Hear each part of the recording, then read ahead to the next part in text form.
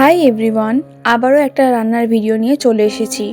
আর আজ বানাবো mix veg বানানোর জন্য এখানে আমি দুটো পেঁয়াজ নিয়েছি, কয়েকটা কাঁচা লঙ্কা, আদা আর রসুন কেটে নিয়েছি। এবার এগুলোকে ভালো করে ভেজে নিতে হবে। এদিকে আমি একটা বাটিতে শুকনো লঙ্কা গুঁড়ো, হলুদ গুঁড়ো, ধনে গুঁড়ো, জিরে গুঁড়ো, চারমগজ আর 7-8টা কাজু ভেঙে দিয়েছি। এবার এগুলোকে কড়াইয়ের মধ্যে ঢেলে দিতে হবে। তারপর দিয়েছি একটা টমেটো, পরিমাণ মতো নুন আর সামান্য জল দিয়ে কিছুক্ষণ ঢেকে দেবো যতক্ষণ না টমেটোটা গলে যাচ্ছে।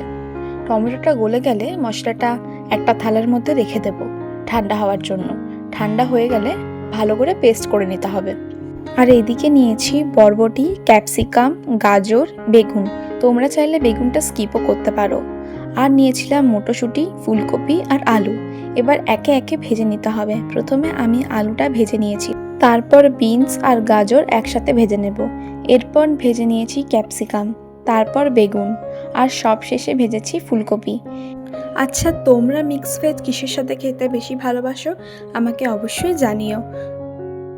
এরপর আমি কড়াইয়ে কিছুটা তেল দিয়ে যে পেস্টটা বানিয়ে রেখেছিলাম সেটা ঢেলে দেব। তারপর যেগুলো ভেজে রেখেছিলাম সবগুলোই দিয়ে দিয়েছি একসাথে। আমি মটরশুঁটিটা একটু সেদ্ধ করে নিয়েছিলাম। সব জিনিস দেওয়ার পর ভালো করে মিক্স করে নিতে হবে যতক্ষণ না তেল ছাড়ে। তারপর সামান্য চিনি আর ওপর থেকে ধনেপাতা ছড়িয়ে দিলেই রেডি মিক্স ভেজ। তোমরা অবশ্যই বাড়িতে ট্রাই করো। আর ভিডিওটা কেমন হয়েছে আমাকে অবশ্যই জানিও।